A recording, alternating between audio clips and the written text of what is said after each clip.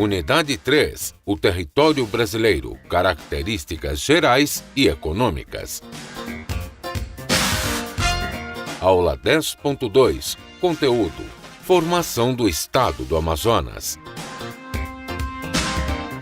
Habilidade. Relacionar o processo de colonização e formação territorial da Amazônia e do Amazonas dentro do contexto da colonização brasileira. Olá pessoal, boa noite a todos vocês, boa noite professores, boa noite a todos os alunos. Vai continuar aqui as aulas da unidade 3, né? Verificando agora sobre a questão do Brasil, características do território brasileiro. E nessa aula de hoje nós estamos verificando aí sobre esse pequeno histórico, né? Por que o Brasil ficou desse jeito? E nessa aula agora a gente vai ver por que o Amazonas ficou do jeito que está, né? Com esse formato, essa extensão, né? Esses limites. A gente vai tentar entender que processos foram esses, certo? Antes de iniciar a aula especificamente sobre o Amazonas, a gente vai voltar agora para verificar, revisar o que nós vimos na primeira aula.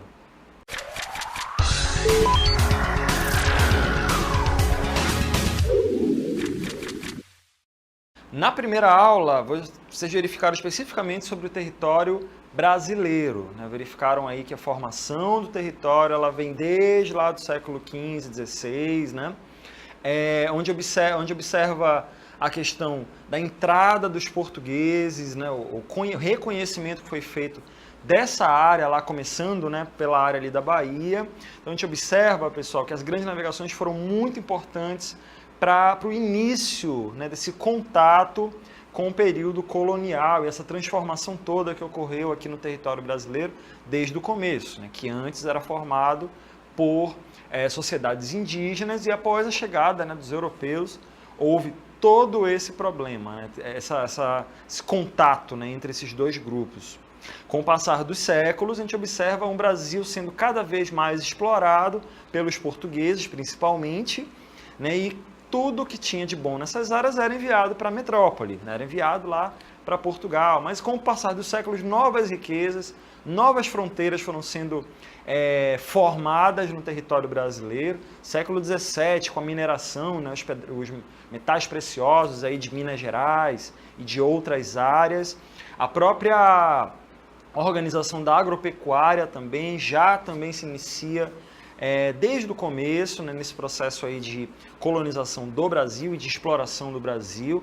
A gente observa também, mais recentemente, né, o Brasil gerando muita riqueza com a questão da borracha aqui na Amazônia, né, que atraiu muitas pessoas para as áreas aqui do Amazonas, áreas mais próximas aqui do Pará.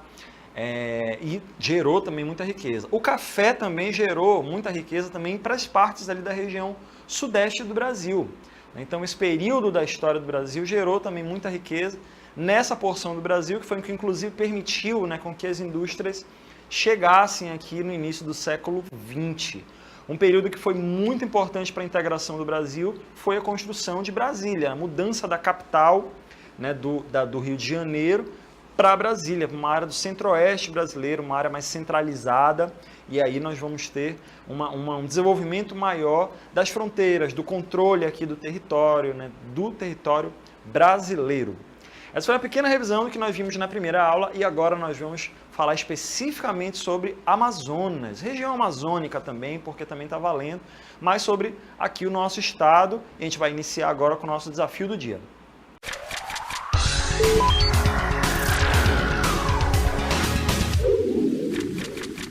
A imagem ao lado mostra uma construção típica da região amazônica. Essa imagem é bem antiga, né? Mostra aí uma casa feita de madeira, com toda uma arquitetura própria ali. E aí vem a pergunta, você acha que esse padrão de casas na região amazônica permanece até os dias atuais? Por quê? Comente, verifique aí, façam comparações, será que ainda existe, né? E aí fica o questionamento para vocês. Lá na interatividade final eu quero ver essas respostas.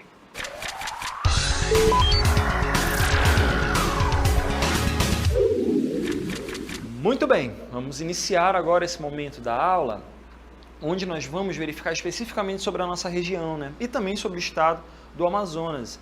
A história do Amazonas, né, o processo que fez com que o nosso território ficasse desse jeito, que a gente conhece, né, segue bastante a linha do que ocorreu no restante do Brasil. Houve a exploração por parte de Espanha no começo, de Portugal, né?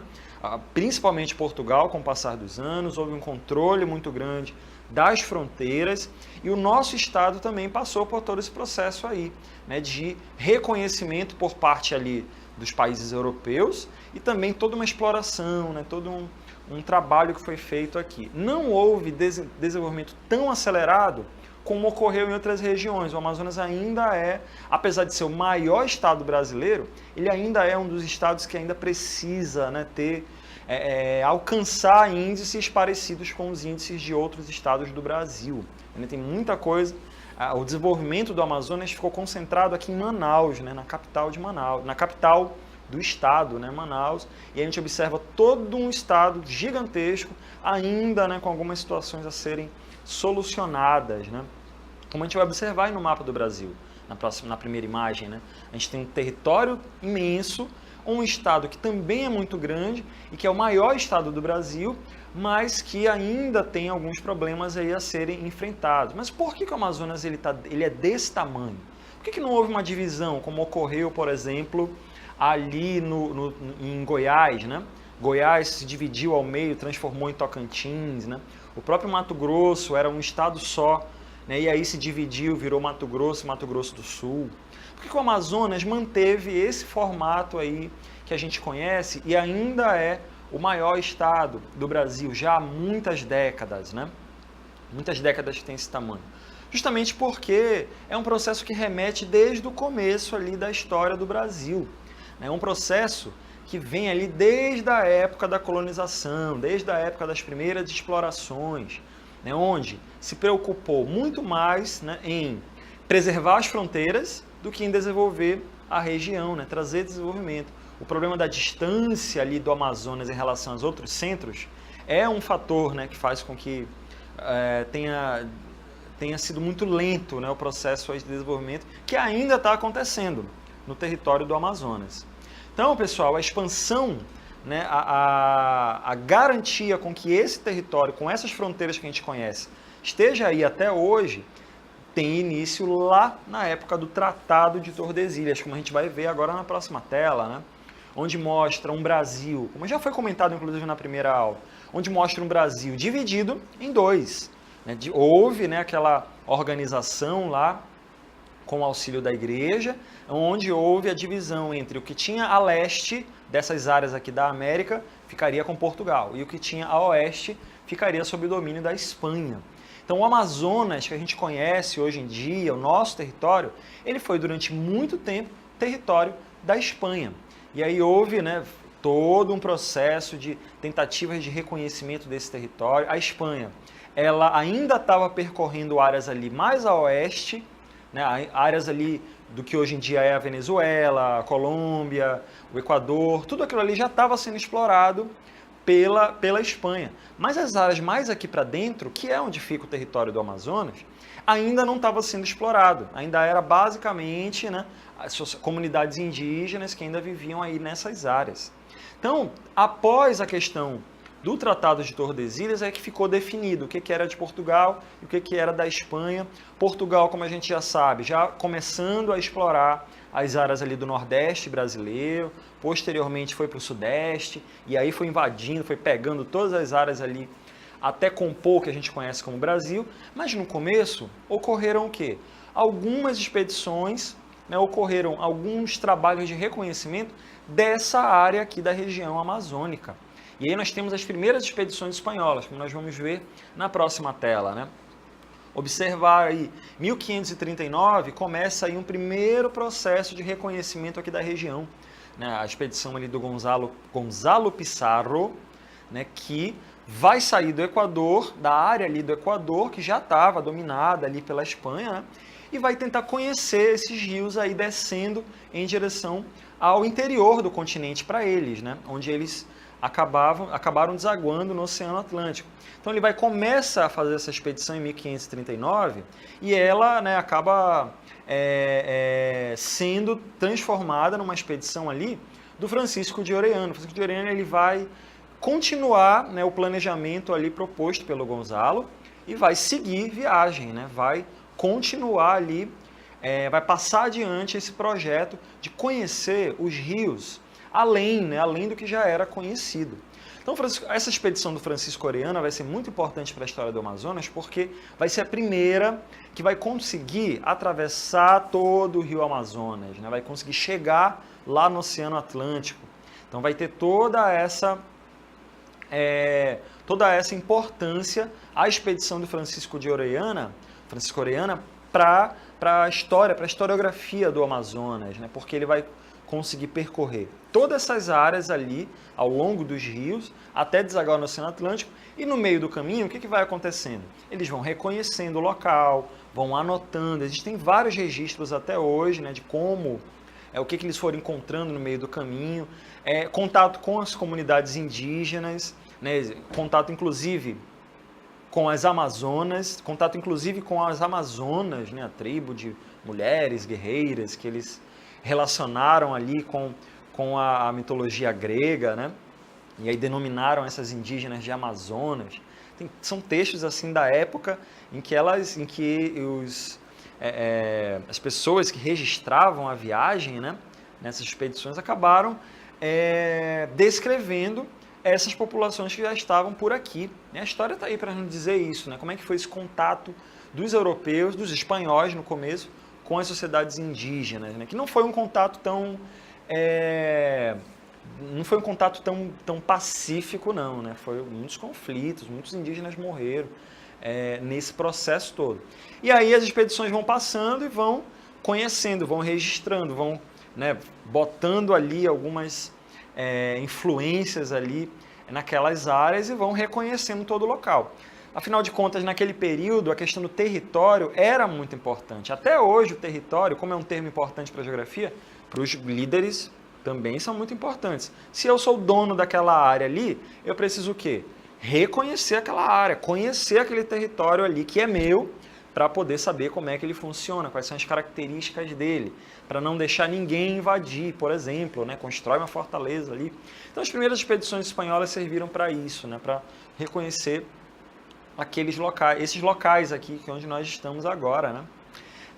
Mas a expedição espanhola do Orellana foi importante nesse sentido. Mas foi Portugal quem conseguiu integrar realmente, né? Tanto é que hoje em dia nós falamos o idioma português.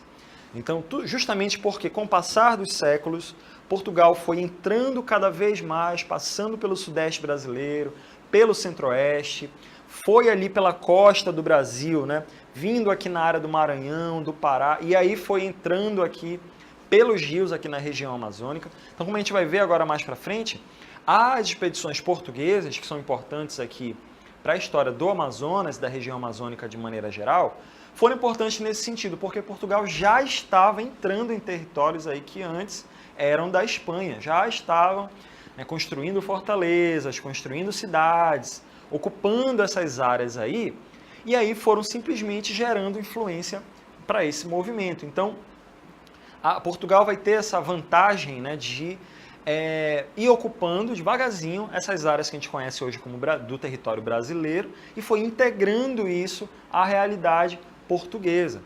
A questão do idioma, a questão da religião, a questão dos costumes, tudo foi remetendo a Portugal. Por isso que a nossa região está totalmente integrada com a realidade portuguesa, ao contrário de outros países aqui da América do Sul, né? Praticamente todos os países da América do Sul têm influência espanhola e falam o idioma espanhol. Até mesmo algumas áreas de limite aqui, né, do Amazonas, tem áreas que fazem fronteira com países aqui da América do Sul que falam espanhol, e até mesmo algumas comunidades também aprendem o português e o espanhol, né, para poder dialogar com o pessoal dos vizinhos aí. A expedição do Pedro Teixeira, portanto, essa imagem que a gente está vendo do Pedro Teixeira foi muito importante nesse sentido. Por quê? O Orellana ele conseguiu descer todo o rio até o Oceano Atlântico, né? O Pedro Teixeira, 100 anos depois, praticamente, ele conseguiu o quê? Subir todo o rio Amazonas e depois descer novamente, né? Fazer todo o percurso de montante a jusante.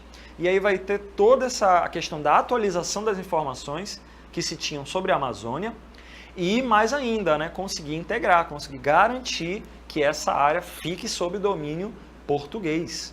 E aí a gente vai observando um Portugal cada vez mais integrando o território brasileiro ao seu domínio, ao contrário da Espanha, né, que já não tinha tanta influência aqui nesse período aí da história. Até porque nesse período aí houve a questão da União Ibérica, Portugal e Espanha meio que uniram ali, né, os seus reinados, houve toda essa modificação, e o que permitiu com que Portugal entrasse cada vez mais aqui em regiões que antes eram apenas da Espanha. E aí Portugal acabou, né, garantindo o seu território, conferindo ali, né, domínio sobre essas fronteiras aqui da região amazônica, e a história tem para contar, houve toda essa influência. Vamos observar uma animação agora que mostra aí essas expedições, as duas expedições principais aqui na região, a do Orellana e a do Pedro Teixeira. Vamos observar, vou acompanhar junto com vocês esse processo, esses projetos. Vamos lá.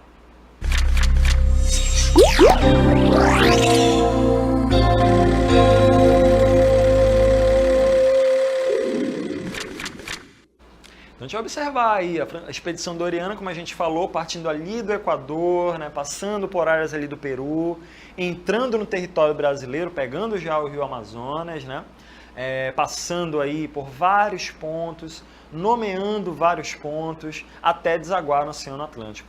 O Pedro Teixeira, 100 anos depois, uma expedição portuguesa, acabou fazendo esse percurso contrário, né, subindo todo o rio, reconhecendo, instalando áreas ali de domínio português, e aí foi percorrendo. A expedição do Pedro Teixeira, ela é ainda mais importante porque ela conseguiu o quê? Foi de um lado, chegou até um extremo ali, subindo o rio, e depois voltou, né, fez o percurso de volta. Então, o interessante da expedição do Pedro Teixeira é que foi 100 anos depois, houve uma atualização das informações sobre a Amazônia, e nesse período aí da história, Portugal já colocando aí a sua influência nessa área aí do território, né? Já inserindo, construindo cidades, fortalezas, para ter ali uma influência. Então, nós falamos o idioma português justamente porque reflete esse período aí da história.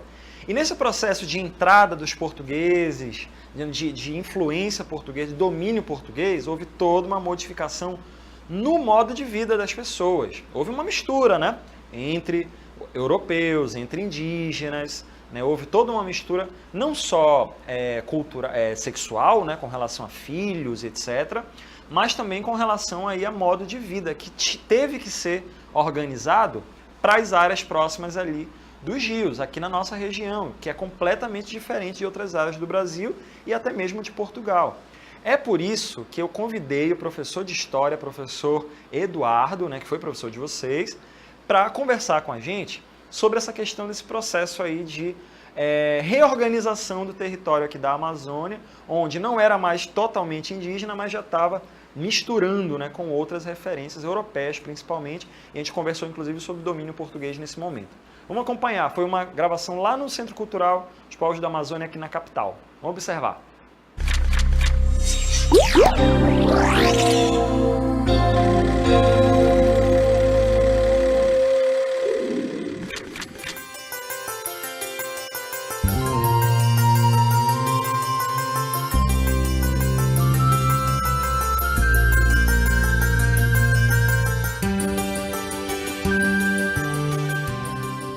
Muito bem, pessoal, agora nós estamos aqui no espaço do Museu do Homem do Norte, é um espaço que fica dentro do Centro Cultural Povos da Amazônia, aqui na capital, e eu estou aqui especialmente com o professor Eduardo, de História, certo? E a gente está vendo na nossa aula de hoje, né, que nós estamos trabalhando aí essa questão da formação do espaço do Amazonas.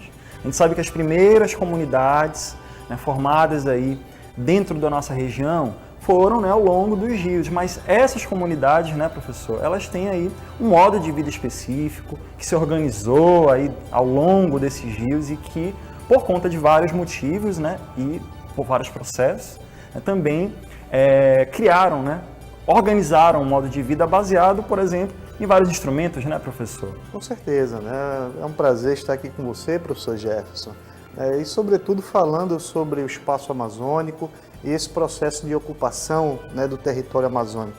Isso é muito importante na medida que muitos dos nossos alunos vivem em comunidades ribeirinhas, né? A gente atende comunidades indígenas e as pessoas acabam se identificando com esse modo de vida. É bastante interessante. Inclusive, nós temos aqui uma canoa, né, que traduz bem essa relação do homem amazônico, do ribeirinho, com o espaço geográfico. É interessante, né, a gente observar que existe uma relação intrínseca das primeiras civilizações, né, chamadas civilizações hidráulicas, né, da antiguidade, com esse processo de ocupação aqui na região amazônica. Esse processo se deu através de duas formas. Através, no primeiro momento, da ocupação da terra firme e, posteriormente, da ocupação da região de várzea.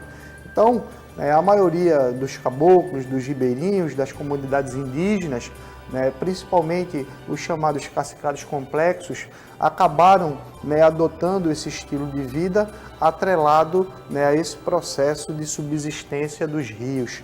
Exatamente, um instrumento como esse, né, um meio de transporte como esse aqui para a nossa região, é impressionante como desde o início e até hoje, né, ainda tem uma importância assim, que é fundamental, né, principalmente para a locomoção aqui na nossa região. Né? Porque, Jefferson, isso é fácil de explicar, isso passa de forma consuetudinária, né, uma tradição que vem de geração em geração e ainda se mantém muito viva nos dias atuais.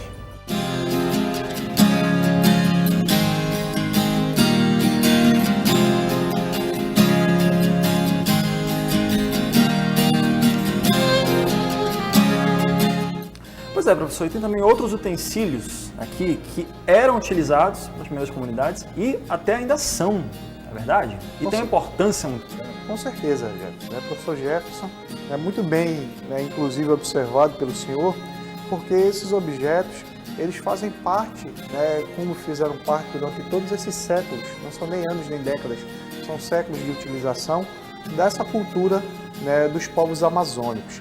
Eu gostaria de chamar a atenção, inclusive, para esses potes que existem aqui. Esses potes eram muito utilizados na época. Aqui é um pote de barro, né, utilizado geralmente para a captação de água dos rios. Essa água, né, nos potes ela fica bem friinha, né, gostosa, né, para o caboclo tomar, para o indígena tomar, o ribeirinho tomar. Aqui é um pote de cerâmica. Esse pote ele era muito utilizado pelas sociedades complexas, né, pelas sociedades marajoaras e também, né, a utilização dele tinha várias funções.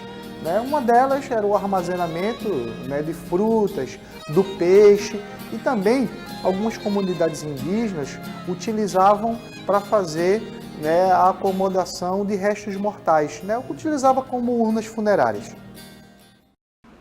Essas são só algumas informações, né, com relação aí ao modo de vida, a questão do transporte, é a forma como a sociedade foi se organizando nesse início, né, do processo colonial, uma sociedade que já não era mais 100% indígena, já passou a ter, né, essa mistura, né, essa reorganização, essa recomposição aí dentro do espaço aqui da Amazônia. E é isso que a gente vai ver agora, né, como é que nessa imagem, que ela lembra muito, né, é uma imagem antiga já, né, mas esse padrão aí no começo, né, da história da Amazônia, como a gente conhece, as primeiras comunidades já nesse processo aí de domínio português, né, foi se organizando o quê? Ao longo dos rios. A gente observa essas características no território aqui do Amazonas, né, essas casas, né, construídas em cima de palafitas para acompanhar a variação ali das cheias, das vazantes, com transporte fluvial ao redor dos rios. Essa é uma característica, inclusive, que está presente até hoje, né? O transporte fluvial é extremamente importante ainda aqui para a nossa região e desde a época colonial, né, em que Portugal entrou aqui, dominou essas áreas, né? Houve também, já havia, né, essa necessidade de transporte a partir dos rios. E uma característica interessante que permanece até hoje, a questão do transporte baseado nos rios. Aqui no Amazonas você só consegue circular, em grande maioria dos casos, a partir de pequenas e médias embarcações. Também, né, por vias aéreas, né, você consegue circular de certa forma. As estradas aqui no Amazonas ainda têm essa característica de serem muito escassas. Basicamente a área aqui próxima de Manaus e algumas áreas, né, mais espaçadas aí pelas cidades aí do interior mas a gente observa que o transporte pelos rios, são ainda, né, muito importantes, e isso foi moldando a sociedade, as comunidades aqui do Amazonas, desde o começo, né, e está aí até hoje. Vamos continuar verificando? Vamos voltar lá com o professor Eduardo, que ele vai trazer mais informações para a gente sobre todo esse processo, né, desde o período colonial até recentemente. Vamos lá.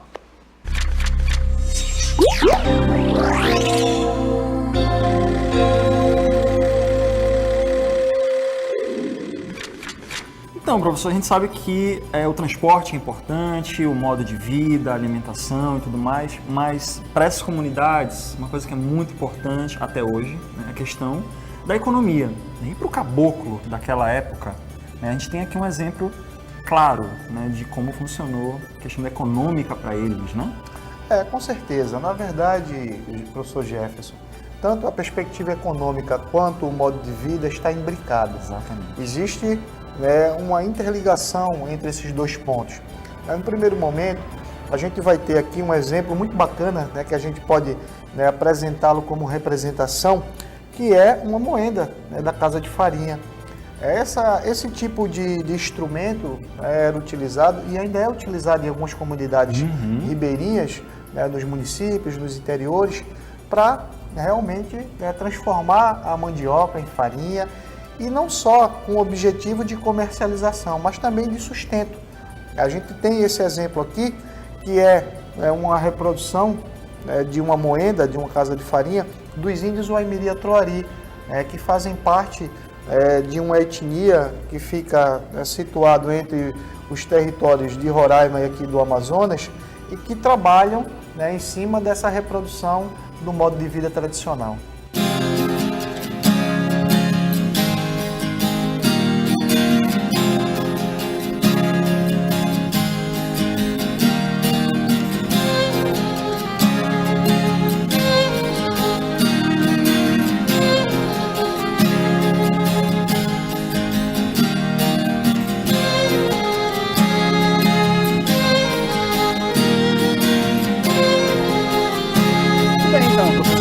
Nós já verificamos sobre a economia das comunidades ribeirinhas, verificamos sobre a questão do transporte, né, verificamos aí sobre alguns utensílios, né, que são importantíssimos aí para o modo de vida das comunidades ribeirinhas ao longo da nossa região. E a gente está aqui, né, numa moradia que é bem conhecida, um estilo, né, de uma arquitetura bem conhecida das comunidades ribeirinhas. E aí fica uma pergunta que é importante para a gente levar adiante na nossa aula, né? Então, por que afinal de contas, uma moradia como essa, as comunidades, né, de maneira geral, se estabeleceram ao longo dos rios? Por que as comunidades foram se formando ao longo, né, da calha dos rios, professor? Olha, que pergunta interessante, professor Jefferson. Nesse processo, né, geograficamente falando, ele preconiza o processo de territorialização. As pessoas, os ribeirinhos, os indígenas, os caboclos, eles acabaram tomando o exemplo das primeiras civilizações, né, que historicamente são conhecidas como civilizações hidráulicas, e se sedentarizaram à beira dos rios. Inclusive, o povo Vidal de Lablache, né, fez esse tipo de trabalho de investigação lá no Mediterrâneo, né? E aqui Vidal de Lablache, um dos grandes geógrafos, franceses que trabalham, né, com essa perspectiva. E aqui na Amazônia a gente vai ter também, né, esse processo, apesar do Vidal de Lablache olhar esse fenômeno a partir de uma ótica contemporânea, nós temos esse processo aqui desenvolvido e servindo inclusive como exemplo, né, de referência para que outros estudiosos, né, possam compreender essas relações. Professor, muito obrigado pela ajuda, pelas palavras. A gente segue com a nossa aula sobre formação do estado do Amazonas e da região amazônica, pessoal. Vamos lá. Muito bem, né? Professor Eduardo aí sempre colaborando com a gente. Como a nossa aula ela traz essa aula de geografia, ela traz muita coisa, né, ali da história. É importante a gente compreender, né, e trazer essas informações que os professores organizam lá para a gente, verificar, né, trazer essa informação do porquê, né, que o território do Amazonas foi se organizando nesse formato aí. Quando a gente fala de território, que é um termo específico da geografia mesmo, né, a gente precisa entender esses processos aí. Houve interferência de Portugal aqui na região, né, houve todo um processo de exploração, de devastação de sociedades indígenas, mas também, né, por consequência disso, houve toda uma modificação no estilo de vida, no modo de vida aí da nossa região. Então, o que nós somos hoje, nossos antepassados foram, né, é tudo reflexo de processos que remetem lá, né, para o período colonial, século XVI, século XVII, né, que foi quando essa sociedade, né, que a gente tem hoje em dia foi se organizando hoje, né, naquela época, até formar a sociedade de hoje, né? Os portugueses, por exemplo, nós somos, por exemplo, né, grande maioria de nós, né, claro que temos algumas comunidades indígenas ainda, mas boa parte da população amazonense é filha, por exemplo, de nordestinos, são filhos, em grande maioria, né, filhos de nordestinos. E esses nordestinos, né, lá, eles são filhos de portugueses, na sua maioria. Tanto é que tem muito Oliveira, Dutra, Costa, Silva, tudo isso sobrenomes que remetem, né, a famílias portuguesas. Então a gente tem essa origem aí, né, nos nossos próprios nomes, no modo de vida, né, na forma como a sociedade se organizou aqui na região. E as fronteiras do Amazonas, elas foram se moldando ao longo dos séculos até chegar nesse formato que a gente conhece. Vamos ver como é que era o Amazonas? Lá no comecinho da história do Brasil, olha só, o Amazonas, ele já foi tudo isso aí, ó, que está aparecendo em amarelo na tela de vocês. O Brasil, o que a gente conhece como Brasil, hoje em dia, ele não tinha, por exemplo, o Acre nesse período, né? O Acre só veio fazer parte do Brasil no início ali do século XX, mais ou menos. O Brasil ele já foi dividido apenas em duas grandes regiões, o estado do Brasil e o estado do Maranhão, que é esse que aparece em amarelo aí. Então o Amazonas, o Pará, Maranhão, Piauí, Amapá, Roraima, tudo já foi uma coisa só, né? O Maranhão. Né? Com o passar dos anos houve uma mudança de nomenclatura, foi chamado Maranhão e Grão-Pará. Com o passar dos anos, ali o estado do Piauí, né, ele se separa do Maranhão, se torna ali uma província, uma capitania, uma província específica, né? O Grão-Pará, né, se torna, né, uma área específica ali.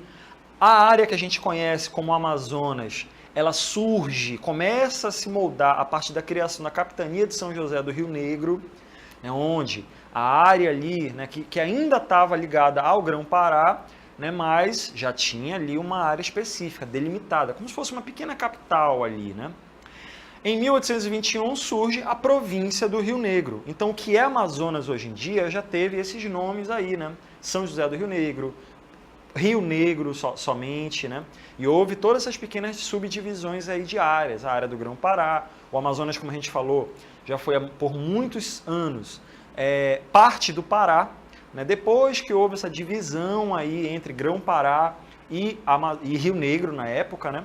Até chegar ali em 1850, que quando surge a província do Amazonas. O Amazonas se separa do Pará. Nesse período aí da história, a área que a gente conhece hoje como Roraima, né, como o estado de Roraima, ainda fazia parte do Amazonas. Então o Amazonas ele era ainda maior, né, do que é hoje em dia. Posteriormente, o Roraima passou a ser um território independente, né? E a província do Amazonas já fica com esse formato mais ou menos que a gente conhece aí.